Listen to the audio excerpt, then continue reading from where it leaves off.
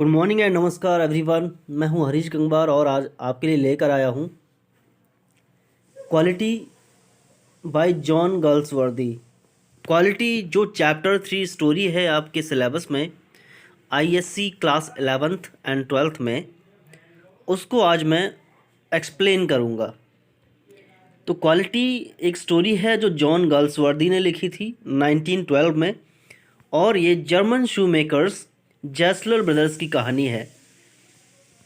तो कहानी स्टार्ट कहाँ से होती है कि एक बार जो राइटर है, नरेटर जॉन गर्ल्सवर्दी, क्या कहते हैं कि जैसलर ब्रदर्स की शॉप पर उन्हें जाना पड़ता था।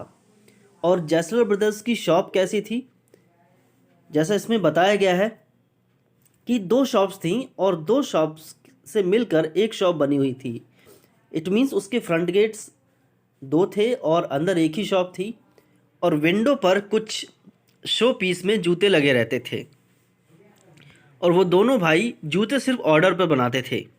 तो नरेटर ये बताता है कि वो कैसे मिलते थे जैसलर से, क्योंकि कुछ लोग जो जैसलर ब्रदर्स को जानते थे, उनकी शूज़ की क्वालिटी को जानते थे, समझते थे, वो सिर्फ वहीं से जूते लाते थे, और नरेटर के फादर भी वहीं से जूते बनवाते थे।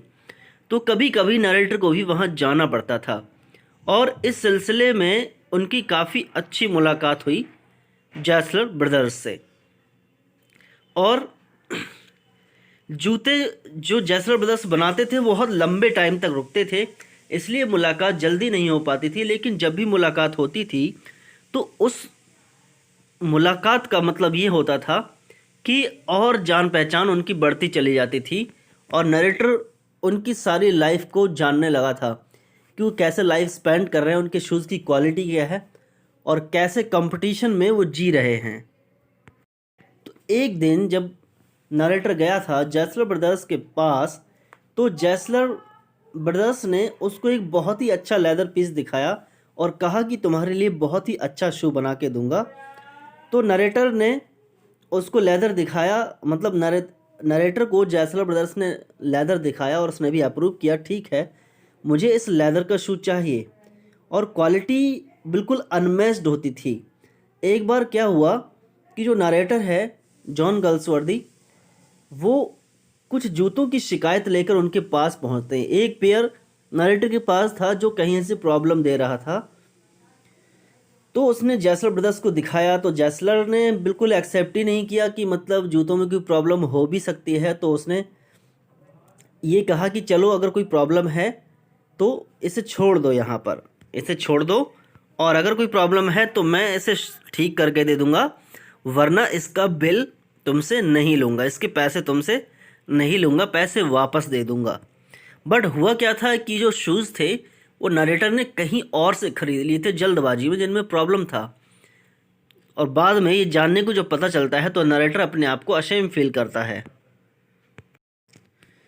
तो नरेटर जब पहन के जाता है तो वो बताता है पूरी कहानी की। बाद में जब पता चलता है कि वो जूते मैंने बनाए ही नहीं थे, जैसलर कहता है कि मैंने वो जूते बनाए ही नहीं थे, और उन जूतों को टच करता है और बताता है कि ये जूता ज़रूर तुमको यहाँ पे प्रॉब्लम दे रहा होगा। तो नरेटर ने भी कहा कि हाँ ये जूता यहीं पर प्रॉब्लम दे रहा है। तो फिर वो कहानी बताने लगता है। यहीं पर जैसलर अपनी कहानी बताने लगता है कि वो जो बड़ी बड़ी कंपनी वाले लोग हैं, जो बड़ी बड़ी फर्म हैं, जो बड़ी बड़ी कंपनीज़ हैं, वो जूतों को कैसे बनाती हैं।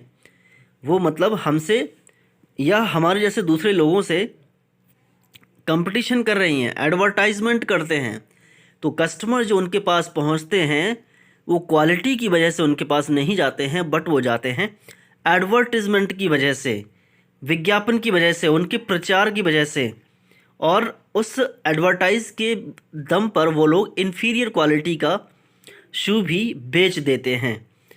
और ऑथर फिर अपनी पूरी कहानी, पूरे हालात बताता है कि कैसे वो लोग जूतों की क्वालिटीज़ के लिए कभी भी कंप्रोमाइज़ नहीं करते हैं, और भले ही उनको भरपूर खाने पीने को मिले या ना मिले, बट वो जूतों की क्वालिटी हमेशा हाई क्वालिटी रखते हैं और हमेशा ऑर्डर पर ही जूते बनाते हैं।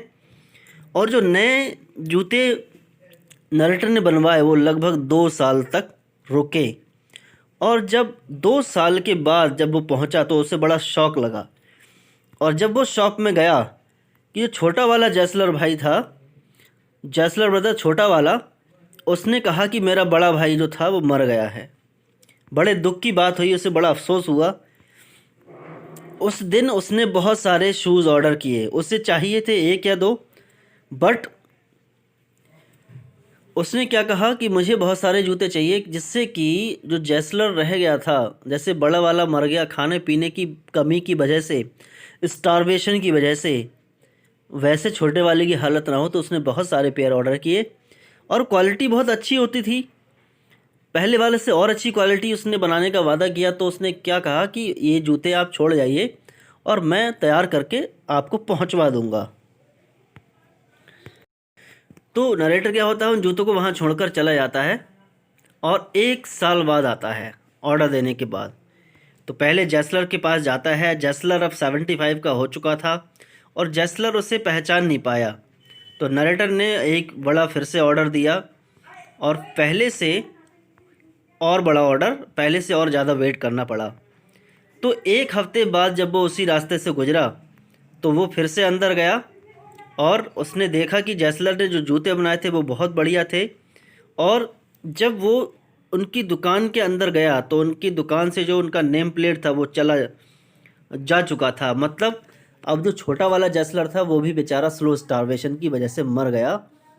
यानी वो जूते हाई रेट पे नहीं दे पाते थे, क्वालिटी अच्छी होती थी, पैसे उनको ज़्यादा मिलते नहीं थे और सब कुछ उन्होंने पूरा दिन सिर्फ जूतों पर ही स्पेंड किया, खाना भी ठीक से नहीं खाया और इस वजह से उन लोगों की डेथ हो जाती है। तो जब वो अंदर जाता है तो अंदर से एक इंग्लिश, यानी एक इंग्लैंड का आदमी होता है, इंग्लिश पर्सन, वो उसे ग्रीटिंग देता है। ये स्टोरी इंग्लैंड की ही है, बट जो जैसलर ब्रदर्स थे वो जर्मनी के थे, जर्मनी के, और इंग्लैंड में काम करते थे। इंग्लैंड में उनकी शॉप थी। तो अब वो शॉप टेक ओवर कर ली एक इंग्लिश मैन ने। तो वो उसको ग्रीट करता है।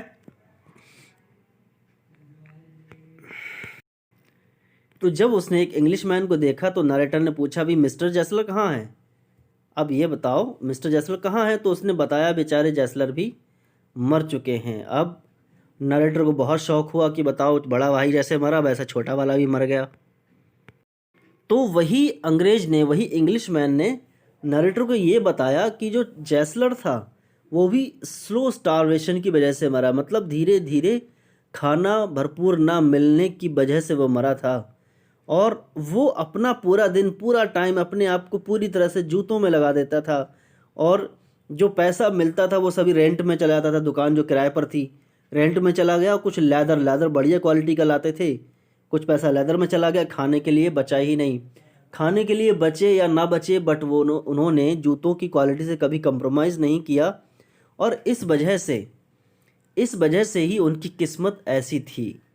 अब नरेटर और इंग्लिश मैन ने दोनों ने एग्री किया, दोनों ही लोगों ने। जो इंग्लिश मैन था वो भी एग्री करता था कि जैसलर ब्रदर्स के जो जूते थे उनकी क्वालिटी अनमैच्ड है, कोई उनकी जैसी क्वालिटी के जूते बना ही नहीं सकता। वो खुद एक शॉपकीपर था, फिर भी उसने ऐसी बात कही।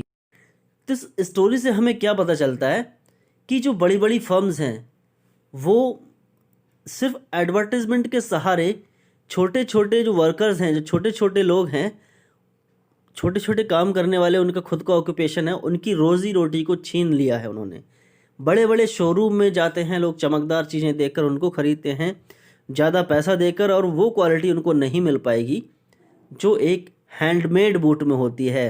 हैंडमेड बूट आप लीजिए किसी से, वो आपको ड्यूरेबिलिटी देगा, उससे आपको ड्यूरेबल टाइम मिलेगा, जल्दी आप उसको नहीं तोड़ पाएंगे। बट हाई फाई शोरूम पे जाके लेंगे तो उसमें कोई ना कोई क्वालिटी डिफेक्ट ज़रूर होगा। तो यहाँ पर बड़ी बड़ी कंपनी के नाम होने की वजह से, उनके एडवर्टाइजमेंट होने की वजह से क्या होता है, लोग अट्रैक्ट हो जाते हैं, वही चीज़ें खरीदते हैं। और जो लोग खुद हैंडमेड चीज़ें बना रहे हैं उनके पास खाने के लिए मुश्किल से बच पाता है, तो बेचारे एडवर्टाइज़ क्या करेंगे। और यही संघर्ष, यही स्ट्रगल दिखाया गया है एक छोटे कारोबारी में और बड़ी फर्म्स में।